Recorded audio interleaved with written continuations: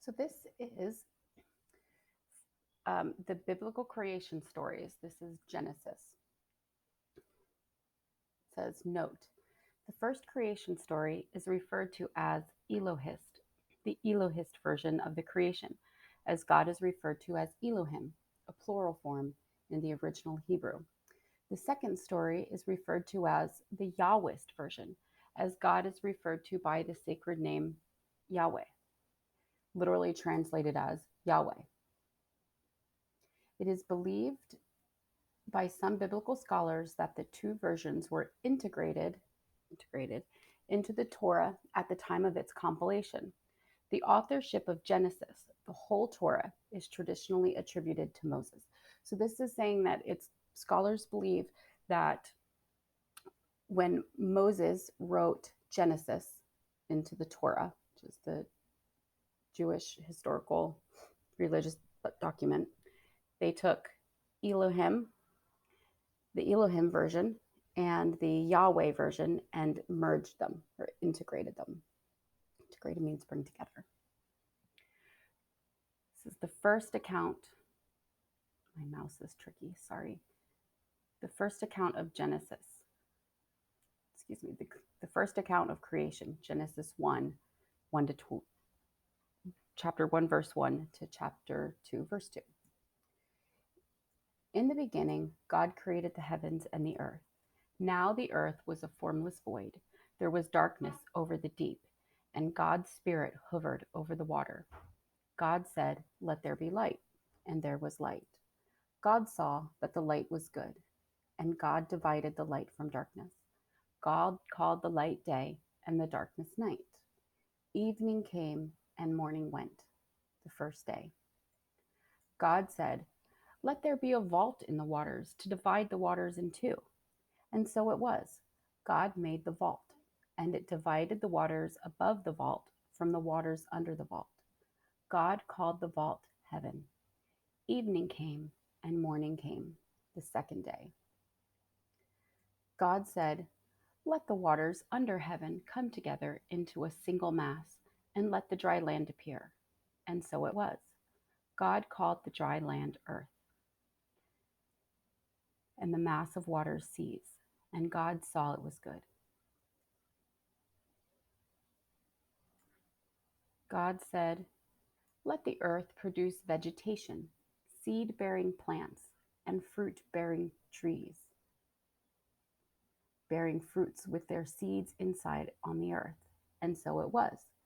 The earth produced vegetation, plants bearing seeds in their several kinds, and trees bearing fruit with their seeds inside their several kinds. God saw that it was good. Evening came, and the morning came, the third day. God said, "Let there be lights in the vault of heaven to divide day from night, and let them indicate festivals, days, and years.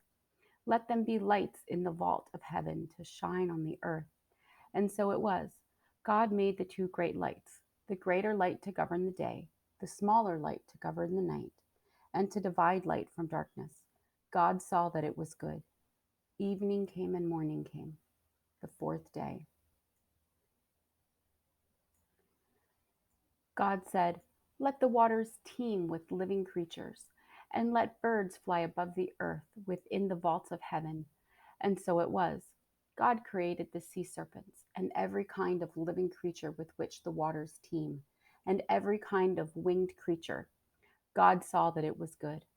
God blessed them, saying, "Be fruitful, multiply, and fill the waters of the seas, and let the birds multiply upon the earth." Evening came and morning came, the fifth day. God said, "Let the earth produce every kind of living creature, cattle, reptiles, and every kind of wild beast." And so it was.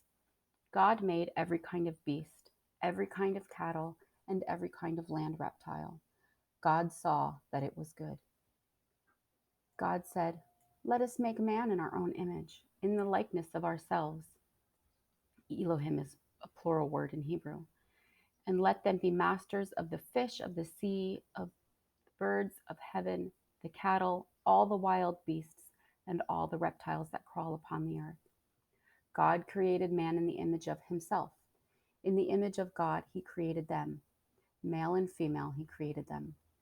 God blessed them, saying to them, "Be fruitful, multiply, fill the earth and conquer it. Be masters of the fish of the sea, the birds of heaven, and all living animals of the earth." God said, "See, I give you all the seed-bearing plants that are upon the whole earth, and all the trees with seed-bearing fruit. This shall be your food. To all wild beasts, all birds of heaven, and all living reptiles on the earth, I give all the foliage of plants for food." And so it was. God saw all that he had made, and indeed it was very good. Evening came, morning came, the sixth day. Thus heaven and earth were completed in all their array. On the seventh day, God completed the work he had been doing. He rested on the seventh day and made it holy, because on that day he rested after all his work of creating. Such were the origins of heaven and earth when they were created. Next is the second account of creation, Genesis chapter 2, verse 5 through 25. At the time when Yahweh God made the earth and heaven, there was as yet no wild bush on the earth, nor had any wild plant yet sprung up, for Yahweh God had not sent rain on the earth, nor was there any man to till the soil.